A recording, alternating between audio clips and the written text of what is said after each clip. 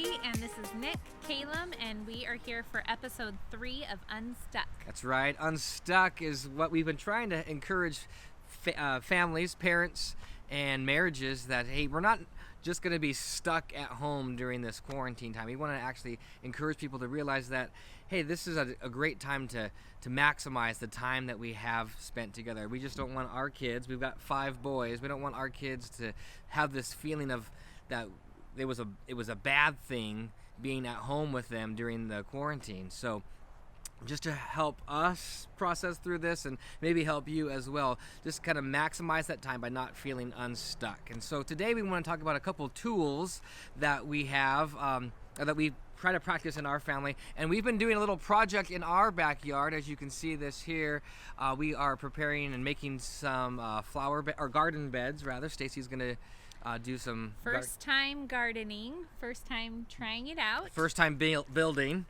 as well. So we'll see how this goes. Yes, it is quite an adventure, and we were just kind of thinking about how what we're doing here in our home while we're all at home together is very similar to building something. See, as parents, we often give so much attention to the behaviors that the kids have, because that's what other people see, and that's what gets others in the family really kind of could be agitated if it's a negative behavior. But there's always something underneath that we feel, and so that's kind of like this whole building thing. If you don't build it right at the foundation and then get the ground level and getting the things right at the base level, then it really complicates things as things are being built up, and that's the idea that we have for this first tool for getting unstuck, is being attentive to what's going on. Again, it's easy to see the behaviors that are happening. Maybe it's a bad attitude, or a word that's said, that's a negative word, or a name being called to a sibling, or an eye roll or something like that. Those things are easy to see, but that probably means there's something going on just under the surface that we need to be aware of as well. And so I want to encourage you to really be attentive. Maybe God would speak something to you in your heart as you think about the behavior and like what led up to it, and maybe God would speak to you like, hey, this is what's going on in the life of your child. And this is also something that is really helpful for marriages as well. Listen to God speak and give special, careful attention and being attentive to what could be going on in the other's heart. And we've had our little 3-year-old recently. He's been a little more, whiny or clingy, maybe? Yeah, especially because I think he's not taking naps anymore because we have all these other kids home from school, and so he wants to be a part of everything. And yes, just about the same time every day, I just notice him starting to get really whiny and cranky, and maybe even like throwing things sometimes, and throwing a fit. At first I see that behavior and think, like, gotta discipline, or why is this, why is he being so rude or whatever. Yeah.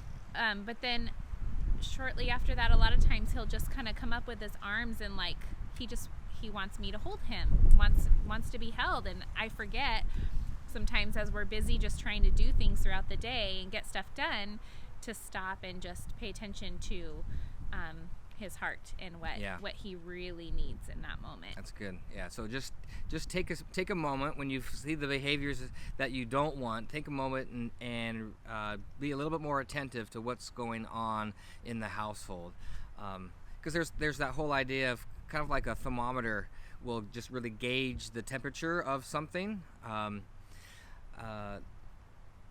That's really important for us to do that as the spiritual leaders in our kids' lives, to be attentive to what's going on with the temperature, or really what the spiritual climate of the home is like. And that kind of leads us to the next point, and the next tool that you could use for building and getting unstuck is the tool of leadership, just general leadership. Like, you are not just the thermometer that takes the temperature, one thing that we try to remember is that we're also the thermostat. We have to set the temperature in our household. So that means we need to do things that help our kids take some steps towards growth, and being really careful to see what our kids are our kids ready for certain things. You want to tell another story about when Ethan was younger, when he was praying? Yeah, so we'd get together for dinner at the dining room table and ask each of our kids if they wanted to pray for dinner, and he was probably 3, 4 at the time. Preschool and for sure. every night I want to pray, and so we'd all get ready and he'd say, "Thank you, God, for giving us food. Thank you, God, for giving us food, the food that we eat, the friends that we meet. Thank you, God, for giving us food," like a superhero. It was great. And it was so cute the first time, and then after, a few more nights and every night soon after, it started being the same thing, and Same thing over and over and over again. and Same song. we really quick wanted to be like, okay, let's do a real prayer now. Yeah, like, a real prayer, right? talk to Jesus. Yeah, because being adorable like that will only get you so far. Adorableness and cuteness. Oh, sorry, wind.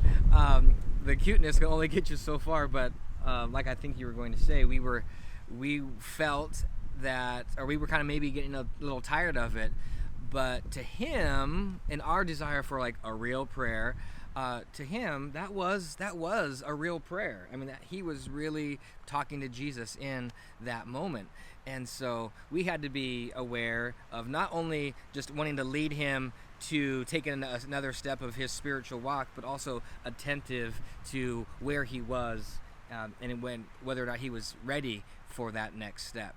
So really important that we, one, are attentive to the spiritual climate of the home, and also are setting the temperature.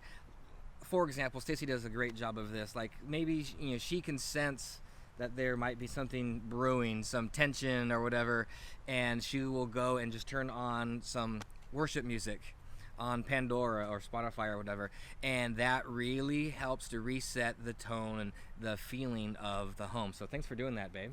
Nicely done. I mean, and if I get up in the morning and I'm prepared and I've prepared my heart spiritually, it makes a difference whether what happens with the kids when they wake up, and what kind of attitudes are going to pour out of their heart. Yeah, so true.